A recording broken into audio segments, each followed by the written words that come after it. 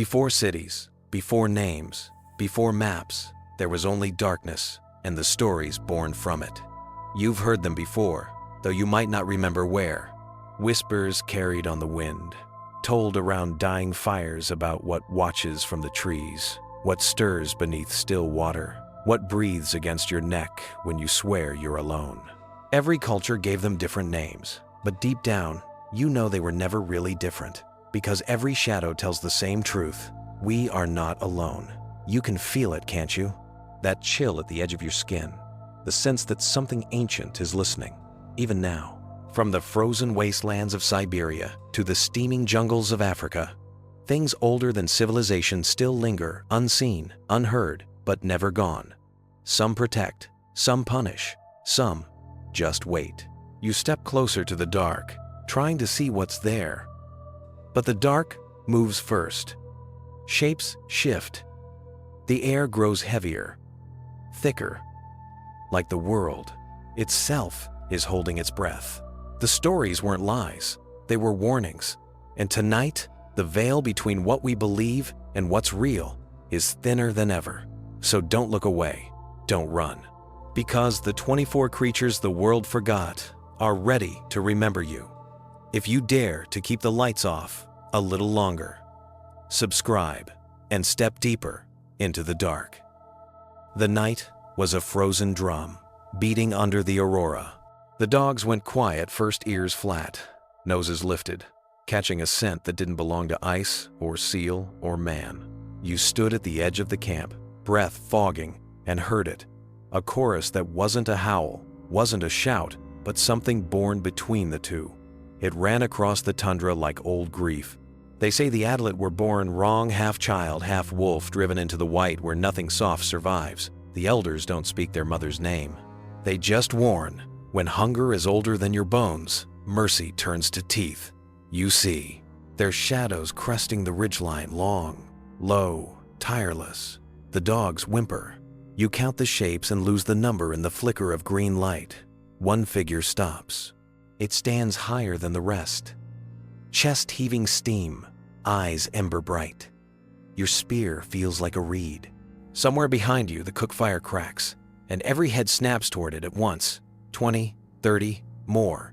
And you realize it isn't heat they want. It's what heat means. Family, shelter, the one thing they were denied. The leader steps forward. Its forelimbs end in hands. Fingers flex. The pack fans out, silent now, as if remembering a way of hunting that doesn't belong to animals. You back toward the light, and the snow gives a tired sigh beneath your boots. When you glance down, you see prints, part pad, part heel, all wrong. A single bark, sharp, commanding, breaks the stillness. The pack melts back into the hills, vanishing like breath. Only the leader lingers, studying the camp with a look you cannot bear recognition. Then it turns and runs, effortless as wind, leaving you with the fire and the trembling dogs, and a story you'll tell in a voice that shakes. The elders will nod. They remember, they'll say, and they forgive nothing. You wake with a stone on your chest, not a real one, worse, a weight that thinks. The candle guttered hours ago, but something still flickers near the foot of your bed. Your tongue feels too big. Your breath won't come right. And then the blanket dips, as if a child has climbed up and settled on your ribs. Don't look, the old woman said, pinning blue beads to your sleeve. It loves to be seen. So you stare at the ceiling and count your heartbeats fast, then faster, while tiny feet patter where no feet should be. You smell riverweed, damp clay, a sweetness like rotting fruit. The beads warm against your skin, then turn cold. Outside, the dogs do not bark. They dream truer than you do and choose not to wake. The dogs don't orman. Thing on your chest clicks its tongue, pleased with your silence. You know its tricks: drinking breath, stealing words, slipping like smoke through the thatch. You think of the bed's tall legs, the way the men raise them on bricks, because the Tikalosha hates to climb. You left yours on the floor. It came anyway. A thumb presses the hollow of your throat. The room tilts. You try for a prayer and find only air. And then, from the far corner, a soft voice your grandmother speaks, your childhood name. The weight turns, just enough. You roll a desperate, ugly flop, and your hand finds the calabash by the mat, the one packed with ash and salt. You fling both across the bed, hissing. The weight tears away, a skittering like beetles on tile. In the doorway, a small shape pauses too hairy, too thin, eyes too bright, and tips its head. You see the wet shine of teeth, stacked like fish bones, and the glint of something stolen, clutched against its chest. Your breath returns as the night swallows it whole. At dawn, you find child-sized prints in the flour, by the hearth 3 toes, no heel, and the blue beads on your sleeve, cracked like eggshell. "Raise the bed," the old woman says, sweeping the prints away with smoke, "and don't sleep alone." You nod. You won't. Not tonight. Not for a long time. Music braided the river with gold. Lanterns swung from the ceiba branches, and everyone danced to keep the mosquitoes and the sadness away. Then the stranger arrived, white suit, white hat, a laugh as warm as sugarcane. He knew all the songs you loved, and the one you'd forgotten. When he bowed, his hat never slipped. When he smiled, the water at the bank shivered, as if remembering a promise. "Dance?" he asked, offering a hand that smelled faintly of rain. Your aunt frowned without looking at him. Your little cousin crossed herself behind your back. But the night was too soft to refuse, and the stranger's steps too easy to mistrust. He didn't sweat. That was the first wrong thing. The second was the way he watched the river when the drummers rested like a home you ache for in fear. The third was small, a sound, almost nothing, when he passed beneath the lanterns. A sigh where hair should rustle, a breath where a hat should fit. "Don't go close," Mama always said. "The river borrows what it loves and keeps it." But you went anyway, arm linked with his, to the place where the water makes a mouth and drinks the shore. He told you a story there, the kind you don't tell sober. A city of soft light below the current, music that never ends, a room where no one grows old. "Come see," he murmured. The river sighed again. He took your hand cool, too cool, and you saw, just for a heartbeat, the brim lift and a small round opening blink like a second mouth atop his head. The drum cracked like thunder. Your aunt's voice blasted the dark with a name not meant for human throats. The stranger flinched. Water leapt. Your hand tore free. When you stumbled back to the firelight, you found your palm wet, not with river, not with sweat, but with something clear and slick as a secret. By dawn, the stranger was gone. The music had a hollow place where his laugh had lived.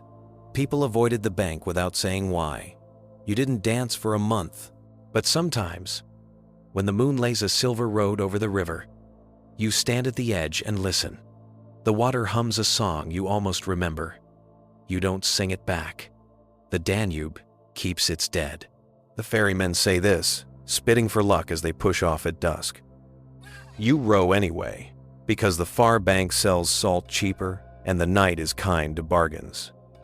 Halfway across, the wind forgets its words. The reeds hush, the oars refuse to bite. You feel the river's spine twist beneath the boat. At first, it's only bubbles. Then, a slick swell, as if the water is breathing. You lean, foolish as everyone who has ever leaned before, and the moon draws a shining scar across what rises there. 6 horns like hooked thorns. Eyes without pupils. Skin that glistens like fish left too long in a market stall. The Bukovac screams. Glass would shatter if there were any glass to hear it. Your teeth ache. The boat shivers. Something slaps the hull hard enough to throw you to your knees. The air stinks of algae and old rain. You think of the bottles you dumped last week, broken and green, into the shallows where the boys swim. You think of the oily smear that ran from the tannery for days. You think of the elder who said, "The river remembers. It rises higher, not like a serpent, more like a wrong idea given meat. Its mouth opens too far and never looks finished." The second scream steals the night. The third finds your prayer and tears it. You do the only clever thing you have left. You cut the lantern rope and pitch the light into the water. Fire meets current and staggers. For a heartbeat, the river is a flaring road, and in that bright hurt, you see the creature properly slick, scarred, studded with barbs, body netted with fishing line that is cut deep and stayed. Its eyes do not hate you. They do not know how. They are only full. The lantern drowns. Dark knits itself. When your sight crawls back, the river is flat as a lie. You row without looking down. On the far bank, you step onto mud that grips a little too long, as if considering. You lay your bundles of salt at the shrine, and do not ask a price. The ferrymen don't spit when you pass. They kiss their fingers and touch the water, whispering apologies into the black. The mounds looked like sleeping animals under the heather's small backs, rising, falling, breathing old weather. You cut heather anyway, because winter doesn't care for manners.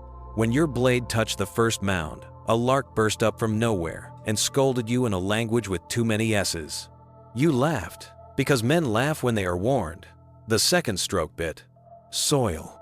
The third opened a hole no bigger than a teacup. The scent that rose was not earth. It was spice and rain and something like nettles boiled with grief. You felt watched from knee height. Make it right, Nana would have said, setting bread on the sill on nights when the wind went decil. But Nana was in the churchyard now, and your bread had grown dear. So you muttered a sorry that didn't warm your mouth and kept cutting. The sky turned the color of old pewter. A mist rolled in without asking. By the time you reached the lane, the hedges had traded places, and the gate had grown a new hinge. Left, then left, you told yourself, walking right into a wall that shouldn't be, then into a birch that hadn't stood there since your father was young. Small laughs stung your ankles. A nettle brushed your wrist with a lover's malice. You sat, the way a child sits when the game stops being a game, and put your knife on the road. Bread tomorrow, you said to the air. That wasn't empty. And butter, if the cow gives. I'll mend the cut. I'll leave the heather. Something tugged your bootlace. Not hard, just enough to say, we hear. The mist opened like a curtain. An impatient hand pulls aside. The gate found you where you hadn't left it. Your cottage leaned the way it always did in wind, and Nana's cracked blue bowl waited on the sill. At dawn, you brought bread, thick, ugly slices, and a smear of butter that cost you pride. You tucked both in the mouth of the cut and smoothed the heather over, humming the tune Nana used when mending old things. The lark watched from the thorn and did not speak. All that winter your cow calved easy, your roof held, and your sleep was full of soft feet not stepping where a man might hear. The market closes slowly, like a mouth that hates to stop tasting. Lanterns thin. Frogs tune the ditches. You carry home a paper bag of chilies and a story you won't tell. The midwife's daughter, too, beautiful for quiet, left at the temple steps with jasmine in her hair. You remember how she laughed. You remember the soldier. You remember how he didn't stay. A light moves where no light should low, slow, behind the beetle palms. You think firefly. You think neighbor's torch. You think too many things and none of them are right because the light lifts and you see it is attached to a face and the face is attached to nothing. Beneath the chin, a spill of red intestines shining with a wet, patient intelligence trails like a macabre scarf that catches on leaves and slides free. The Krasue turns. Her mouth is a wound taught to smile. Her eyes are human, full of a pain that makes you want to weep before you run. She leans toward the basket at your hip. You stumble back, spilling chilies like a bloodless omen, and she laughs, a sound you heard in daylight once, softer then, honest. The laugh curdles in her throat and becomes a hunger. She drifts toward the stilt house with the new baby. Your body starts moving before your mind does. You sprint through the yard, slam the ladder with your heels, explode into the room where the young mother sleeps thin as paper, hand on her child. You grab the jar of fish sauce, the salt, the mop. You don't know what you're doing. You do it loudly. The window goes dark. You hear the wet drag of something reconsidering its appetite. It lingers just there, just beyond the slats, and you pray into your teeth because words need walls to ricochet from, and there are no walls in a house like this. In the hour before dawn, when the cocks lie and time gets loose, You creep out. In the banana grove, beneath a tree that doesn't belong to anyone, stands a woman's lower half. It waits in the way of a loyal dog patient, sad. Someone has smeared ash along the severed seam to keep her from returning. Someone who thinks justice is a straight line. You fetch a ladle of clean water and pour it where no one will see. The ash thins. The seam glistens. The sky blushes with the first, lying pink of morning. And somewhere far away, a laugh, almost a sob, lifts, then fades. You learn the river by taste. Iron near the falls. Salt where the tide lies to the mangroves. Sweetness after rain. You learn the forest by scar this tree's thorn, that roots trap, the way the wasps keep their anger in a shaded bell. You did not learn the rules, not properly. Not the ones that begin with a whisper and end with a fire you cannot put out. You cut a sapling that never did you harm, and the sound it made, something like a small throat closing, followed you all afternoon. Your father taught you to apologize to fish. You forgot. Your uncle taught you to step around a patch of ferns with no breeze. You stepped through. By dusk, the path had too many turns. A toucan watched you sideways, head tilted as if reading your thoughts and finding them poor. You tried to backtrack and found your footprints pointing. The wrong way, heels where toes should be, toes where heels belong. You laughed, uncertain, and the forest laughed back. A chorus of leaves speaking a language you were born knowing and had let yourself forget. He stepped into the open, on feet that weren't right. They pointed behind him and left prints that told you nothing true. His hair burned like a child's drawing of the sun. His smile made you want to cut another tree, just to make him stop. Kurupira, your mouth said before your mind allowed it. He didn't speak. He walked forward by walking backward, and the forest rearranged itself around him, the way a flock does around the hawk it is tired of fearing. You held out the only apology you had left, your knife. It was a poor offering, and you knew it. He took it anyway and snapped it like a dry leaf. Then, very gently, he pointed not with a finger, with the idea of a finger toward a stand of saplings you'd never seen. You went to your knees without planning to. You dug with your hands and found the small, bright bones of something that had tried to grow where your foot had pressed it down. You set the bones straight. You set your breath straight. Night fell as quick as a dropped net. When you stood, the path was a path, not a trick. Behind you, the laugh came again, softer now, as if the forest had remembered that even clumsy things can learn. The singing started at dusk, when the sky forgets itself and copies the sea. It came from the nipa hut at the edge of the palais, the one with the windows that never opened. A woman's voice, sweet, plain, the kind that makes chores go faster, threaded through the bamboo like ribbon through a child's hair. You went because everyone goes to a good voice. You stood with the others under the eaves and let her song lay cool hands on your hot day. She didn't come to the window. She never does. When the stars burned through the belly of the night, the singing ended all at once, as if someone had pinched the wick of a lamp. The pigs woke screaming. You ran with the men, blades in hand, salt in pockets. The moon made a blade of every leaf. Something huge passed over you, wing beats, like a flag ripping. You didn't look up. Heaven is no use here. You circled the pen and saw the slits in the thatch narrow, clever, a surgeon's smile. The boar lay asleep with its mouth open and its chest caved a little, as if the night had leaned on it too hard. Find the legs, the oldest man said, and nobody asked what legs, because the oldest man had a voice that made questions feel like sins.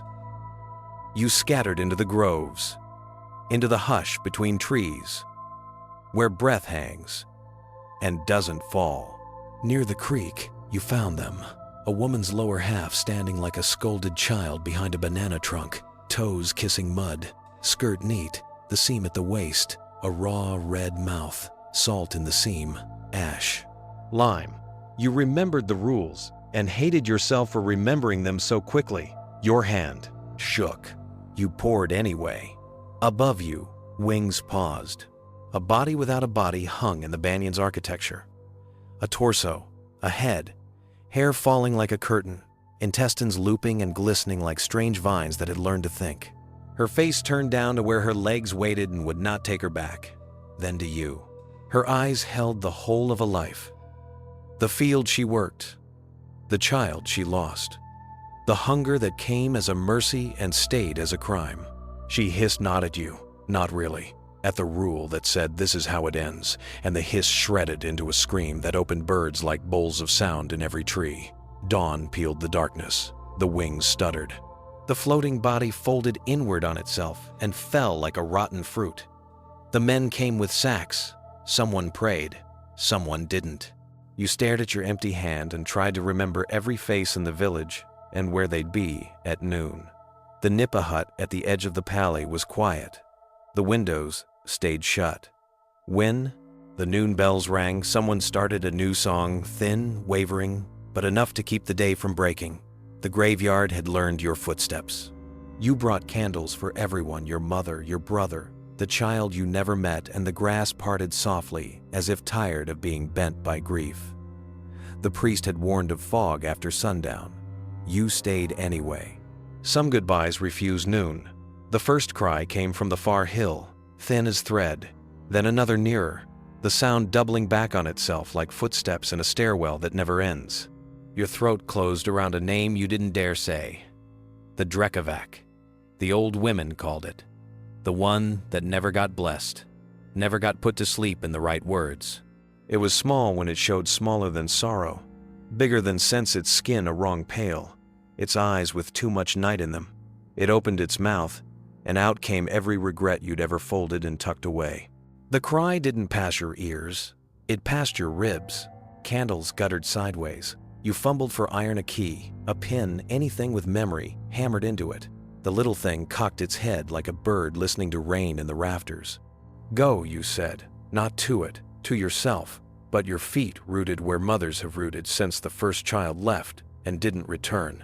The Drekavac took a step. The ground didn't hold it quite right. Another step. The fog spun into an umbilical cord and snapped. Somewhere, a dog howled, and the sound found your spine. You held out the key. I can't carry you, you told the small wrong thing, but I can walk you to the fence. It blinked, slow, curious, and shuffled beside you like a child who has been told a bedtime too many times to believe it. At the iron gate it shrieked once, a tearing of cloth that had been a lullaby once, and was gone. You went home by the long road and didn't look at the river. The candles burned steady, as if remembering how. You'd listened to old hunters, lie before. They were artists at it, eyes far away, voice low, hands telling stories the tongue couldn't. But the smell they spoke of the rot, that walked, that stayed with you. It found you 3 days into the interior, where the canopy turns noon to evening and your thoughts grow moss. The forest quieted so quickly it rang.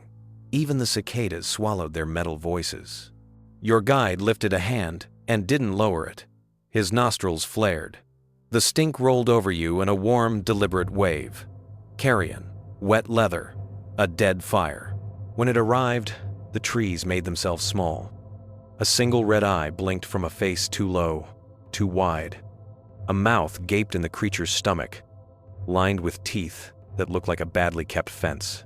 Its fur hung in mats like weeping curtains. It didn't hurry. It never had to. You raised your rifle because that's what men do in stories, before stories punish them. Your guide didn't touch you, just breathed a syllable that meant stop in a language older than gunpowder.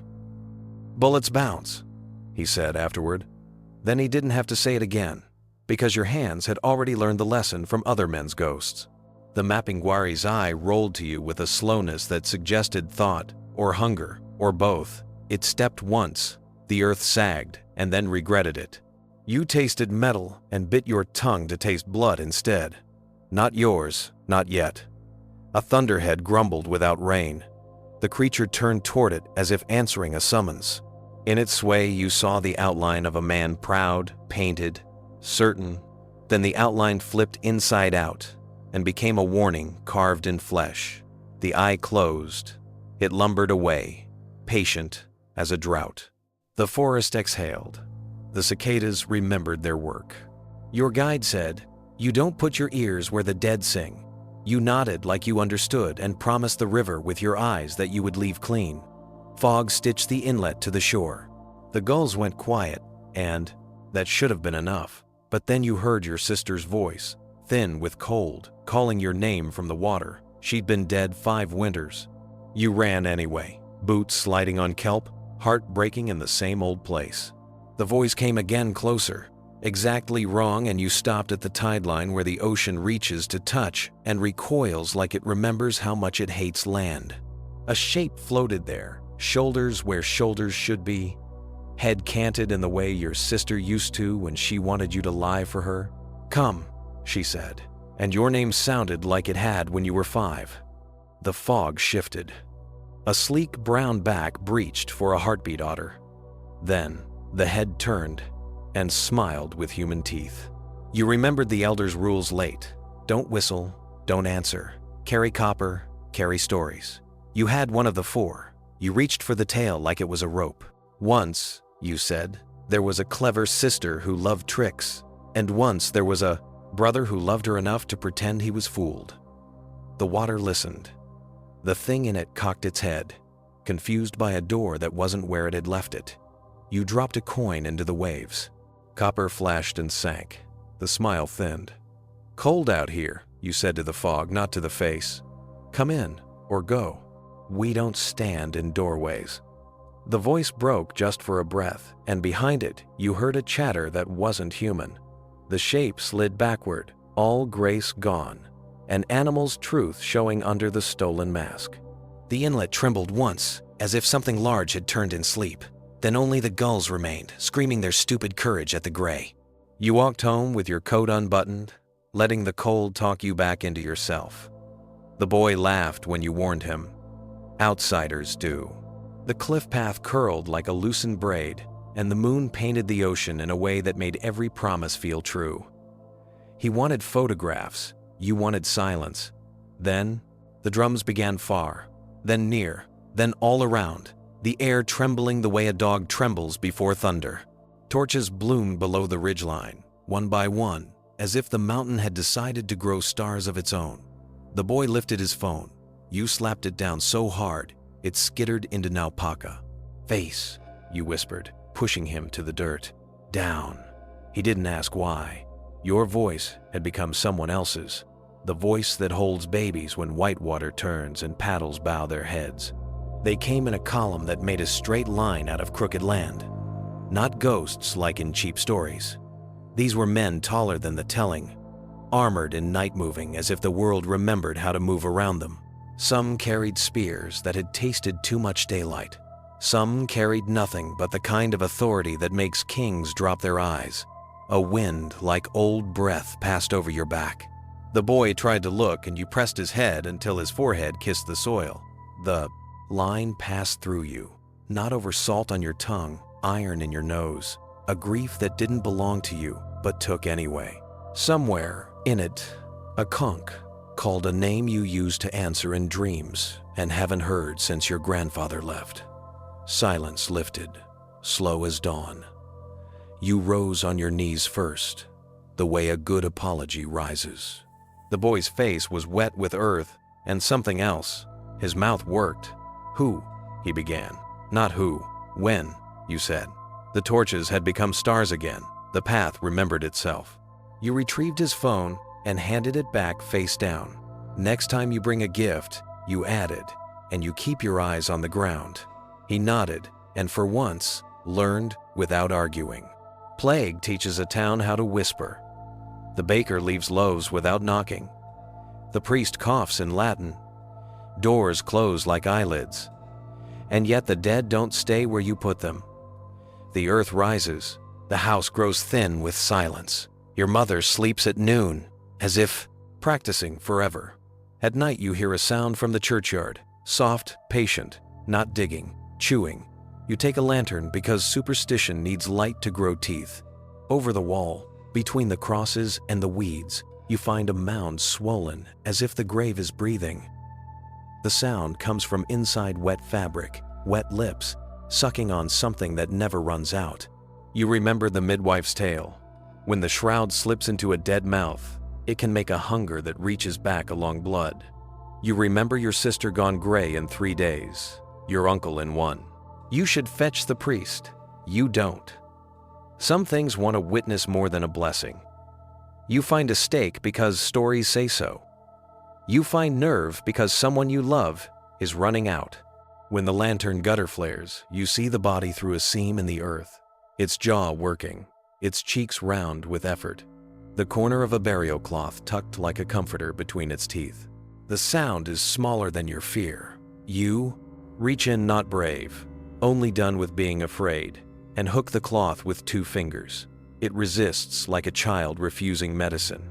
Enough, you say to a thing that has forgotten words. The shroud slides wetly. The jaw snaps once, twice, a blind animal anger. The 3rd time, the cloth tears free. The mound sighs and falls a hand's breadth. Somewhere, a window opens. Somewhere, a fever breaks, like a held breath let go.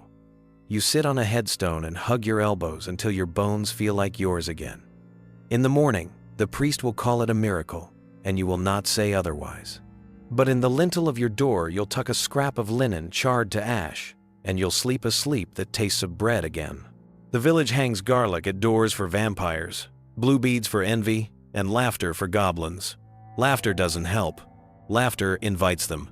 They come at the turn of the year, soot-smudged, eyes bright, knees knobby as secrets. All year they gnaw the world tree, beneath the earth, gossiping about men and measuring madness.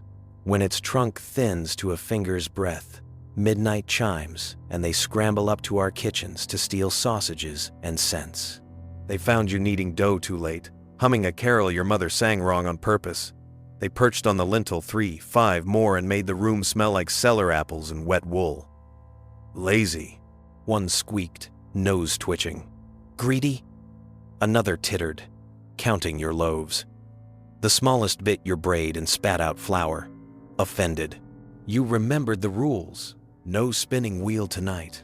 No black clothes. No sweets left out. You had broken 2 1/2 of the 3rd. You crossed your apron and scolded them by name, though you didn't know their names until you said them. This is how magic works here. You guess and are right, and then must live with it. They danced on the table and tangled your cat in string it hadn't owned. They turned your spoons backward. They licked the smoke out of your chimney and laughed when the fire sulked. Out, you said finally, because dawn was leaning on the windows and you had work. Trade, said the one who had learned the taste of your name. You gave them a plate of the ugliest cookies. They gave you nothing you could see. But all that year the butter didn't break, and the hens laid even on saints' days, and your husband stopped talking in his sleep to the woman who had not married him. Below, the world tree healed while they were busy stealing yours. It always does. Next year they'll start again, and so will you. Rich men love caves. They imagine their money is a key the dark has been waiting for. You were hired to carry lanterns and didn't tell them the dark needs no keys. The diamond cave breathed heat. Bats swore in their sleep. Your employer lectured the rock about profit margins while you watched the shadow under the shadow move. It wasn't a trick of the flame. It was a body remembering how to. Be many bodies at once coil and pillar, tusk and whisper. The first glint they saw wasn't a gem. It was an eye, satisfied and old. The Groot slang uncoiled with a patience that hurt to witness. Elephant, serpent, mistake. The gods made it too well once, then unmade it badly, and this one slipped the net and came here to dream on greed. Men with soft hands pull pistols like they pull corks. You put your foot on the nearest wrist because death already had enough to carry. Back, you said, to the men, or the thing, or both. The Groot slang slid forward the way a storm does when it has chosen a town. Your grandmother's story found your mouth, a bargain before blood. You dropped your lantern, and the dark welcomed you home, and you spoke the words old as ore, offering what you had: salt, sweat, a promise carved neat. Leave the men, keep the stones. It listened, not because you were brave, but because you were exact. When the lamps relit, Everyone was outside, blinking in, a daylight that felt counterfeit. Behind you, the cave sighed and sealed just enough to imply a closed door. Your employer swore at you, and at loss, and at superstitions with teeth. You picked bat guano out of your hair and didn't say who had spared who. Months later, a flood took the road to the mine. The river changed its mind about where it wanted to live. The men forgot the cave's mouth. You didn't. Night in the highlands wears a braid of stars. Men follow it because men love to be led. You knew better and followed anyway when you saw her bare feet, hair to her knees, walking away and toward you at once. Her footprints told lies, toes pointing backward, heel forward, a map for men who think they are clever. You smiled at the trick even as you fell for it, because beauty forgives the insult of knowing. She led you past the place where the stream reconsiders, past the ceiba that keeps everyone's secrets, up into the pines that sound like the sea when the wind is sad. She did not speak. She didn't have to. Your name kept forgetting itself and learning hers. At the ridge, the moon caught in her hair and showed you the truth of her feet. Something inside you shivered with admiration. The craft of it, the oldness, the warning, embedded like a thorn under the nail. She turned then, finally, and her face was what men make wars for. Her smile was not. "Stay," she said without moving her mouth. You heard it in your calves, not your ears. You thought of the boy you were when you ran too far and your mother's voice was a rope. You looked over your shoulder. The path was gone, replaced by the memory of a path that disliked you. You sat down, not because you chose to, but because choice had become too fancy. "Let me see your souls," you asked, polite, absurd. She laughed, and it was the only honest sound she'd made. You pressed your forehead to the ground and told it all the names of the saints you could recall. When you lifted your head, she was gone. Your mouth tasted of pine and almosts. You found your way by refusing every pretty direction. Your mother smacked your ear when you finally crossed the threshold and wept as if she hadn't invited you into the world for this exact reason. Night in the highlands wears a braid of stars. Men follow it because men love to be led. You knew better and followed anyway when you saw her bare feet, hair to her knees, walking away and toward you at once. Her footprints told lies, toes pointing backward, heel forward, a map for men who think they are clever. You smiled at the trick even as you fell for it, because beauty forgives the insult of knowing. She led you past the place where the stream reconsiders, past the ceiba that keeps everyone's secrets, up into the pines that sound like the sea when the wind is sad. She did not speak. She didn't have to.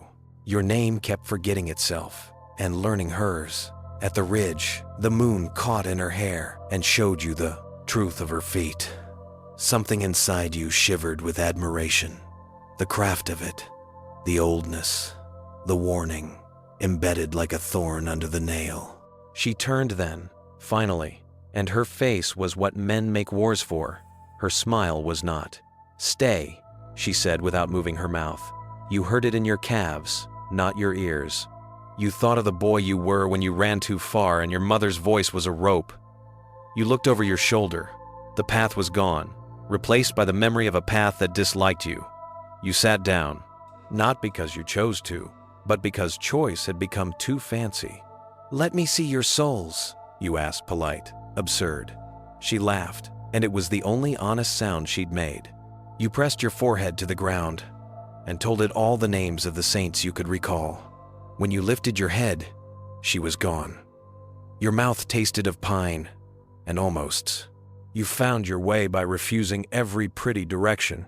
Your mother smacked your ear when you finally crossed the threshold and wept as if she hadn't invited you into the world for this exact reason. Frangipani sweetened the alley, and that should have been joy. It was a warning. You were late. The baby had come early. The midwife's hands looked like knots pulled tight. On the way home, the wind gathered itself low to the ground. A woman stood under the lamp, with hair that drank the light, and eyes that reflected it. She smiled, and you forgot your name long enough for it to fall somewhere your feet couldn't find. "Help me," she said, and meant something else. You'd heard the old rule. Don't answer a cry at night if you love your blood. But compassion is a gate with terrible hinges. You step through. Her odor came sweet first, then sour, then copper. You saw the crescent moons her nails had carved in the telephone pole. You saw the child-shaped shadow where there was no child. Your husband? You asked, buying seconds with syllables. Her smile widened until it learned to be teeth. A cry tore the street high, furious, hungry, not hers, yours, dragged from your lungs by a grief you hadn't earned. You scattered sharp nails from your pocket, rust red. Her step faltered. Old women teach good magic cheap. You reached into your shirt and pulled the needle your grandmother kept pinned there, silver and rude. Too late, you told the night, mostly to convince yourself. The Pontianak hissed, a sound like a dress ripped in church. She went up the lamp like smoke, and the bulb popped. In the dark, the frangipani smell bloomed too thick to breathe. You ran home holding the needle like a word. The baby lay pink, and loud, and mad at everything. You thanked him for the noise. Somewhere, a tree sighed with a weight it did not enjoy. Dogs asked questions they didn't want answered. The rooster lied about dawn, and you kicked the door anyway, because the goats were screaming, and the goats never lie. In the yard, shadows behaved badly. One, detached. The way a rumor detaches from truth and learns to walk. It moved wrong, backward, light, as if bones were suggestions. The dog didn't see it. The shadow paused at the pig pen, and the pig's shadow shrank like old cloth. The pig stayed the same size, but smaller in a way you couldn't weigh. Sigbin, your grandfather would have said softly, from the time before the radio. You said it now, and the banana leaves shivered. The thing thin, with ears like empty pockets, turned its head without turning its face. Its eyes were the color of wrong water. You remembered the charm of ridiculous power, sandals worn wrong-footed, shirt inside out, pocket stuffed with garlic and a joke. You had 2 of the 4. You laughed awful, too loud, and your mother cursed you from the window because laughter invites what it should banish. The Sigbin cocked its head at the sound, curious, then disgusted, as if humor had a smell. You took 1 step backward on purpose. It took 1 forward by mistake. Shadows tangled. For a heartbeat, everyone's outlines were strangers. You threw salt into a shape, and the shape coughed like dust. You didn't win. The Sigbin simply decided you weren't easy tonight and slipped under the house where troubles nap. In the morning, the pig ate like a widow. You hung a rosary where you'd seen nothing and everything. Your grandfather's chair rocked once without wind. Sleep paralysis is the modern word. The old word is alp. Both taste of metal when the dark sits on your lungs and counts your breaths with your stolen fingers. You woke because something else did. The room was heavy in the way mud is heavy when you're small, and the river decides you should know fear. On your chest, pressure. At your ear, a whisper made of wool and moths. You couldn't move. That's the first cruelty. The second is how it hums, as if lulling you, the way a thief hums to your dog. Your eyes found the hat first too large, too foolish, too be frightening. And then the face under it, pale and pleased with itself, lips pursed into an O of admiration for your helplessness. It leaned close and inhaled your dream from your mouth. Cold rushed in to take its place. You had read about pins and straw brooms, about names written backward in chalk. What you had was a stalking and spite. You willed a toe to twitch. It did not. The Alp set the hat on your sternum like a stone. The room narrowed to the size of your skull. Milk? It sighed, delighted, because your fear had curdled just right. Anger saved you, ugly as it looks. Not noble anger, petty anger. At the dishes, at the email, at the way your own heart betrays you at 3 a.m. You fed it to the thing as if force-feeding a goose.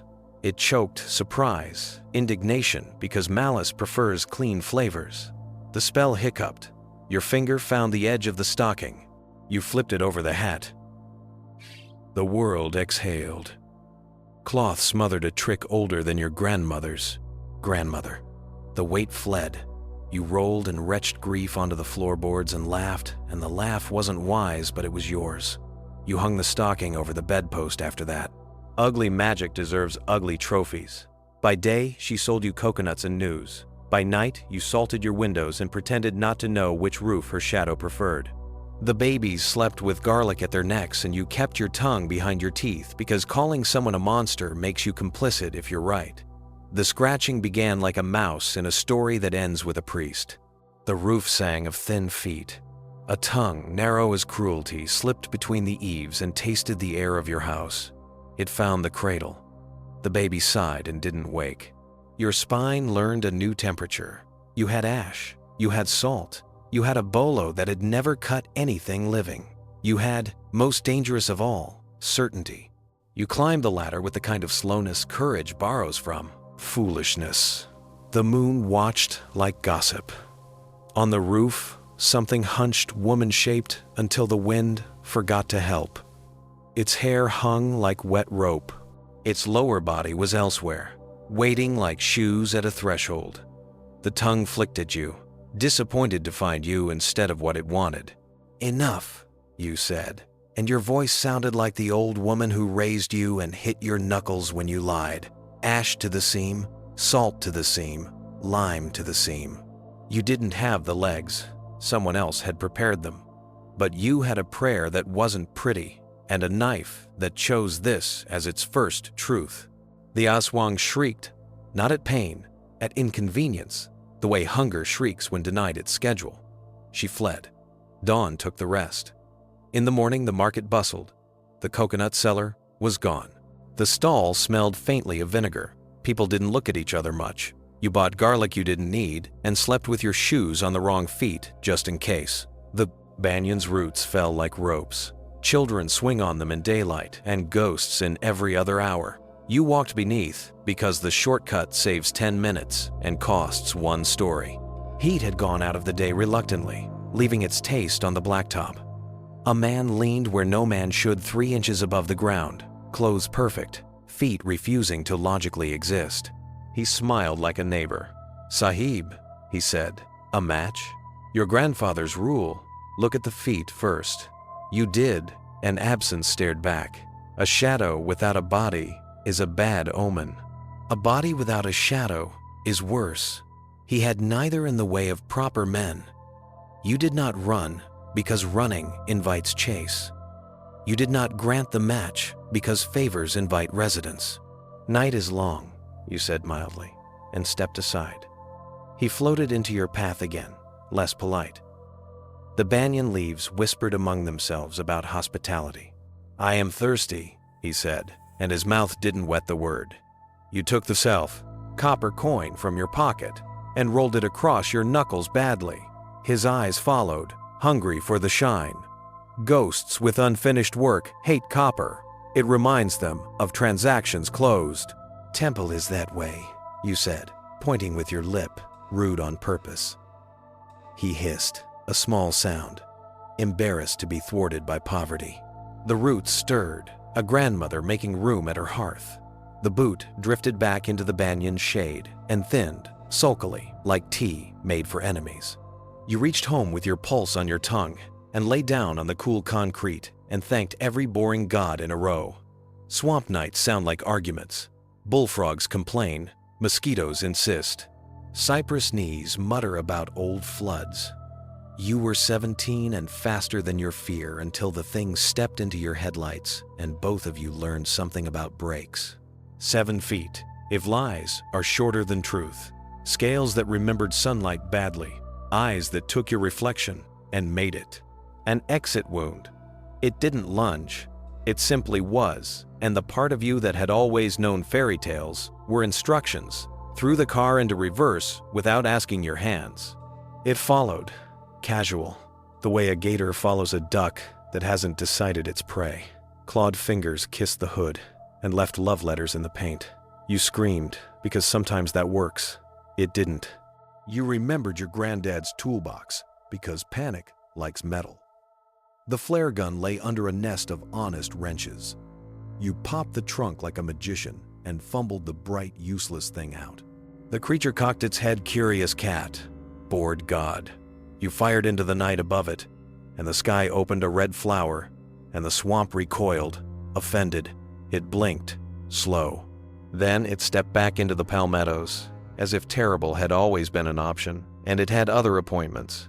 Your car stank of fear and bad decisions. You drove home with both hands and 3 prayers on the wheel. In the morning, the scratches were real enough to make you a liar. You kept your mouth shut and learned the long way around. Snow made the world honest. Every sound carried its own shadow. You had a pot on the fire and a year's worth of small regrets lined up on the tatami like shoes. The first drumbeat rolled down from the mountain and you felt 12 again, the way you do when tradition knocks. They came with straw cloaks, shedding white like frightened horses, masks red and blue and furious, knives of wood that looked like memory. Any crybabies here? They roared, and the child inside you flinched, even as the adult reached for tea. You had nothing to fear. You had everything to fear. That's how this works. The Namahag stomped, circled, tested the weight of your household with their voices. Your grandmother had always bowed low enough to see her reflection in their blades. You did the same, and your spine understood something kneeling had been trying to teach it all year. They found the boy who never finishes chores and made him promise in a voice big enough to fit his future. They found the husband who drinks too much and made him laugh at himself until the truth could sit down. They found you and asked, without asking, if you had done the work of being who you said you were. I am trying, you said, plain as rice. One mask leaned close. Up underneath the painted terror you saw a man's eyes, kind with the violence of care. He grunted, which is how gods say good. They took the mochi you'd set out and left you with the quiet that follows after thunder, the clean kind. Outside, the snow began again, soft as forgiveness. Inside, you banked the fire and wrote your name on the year with better penmanship.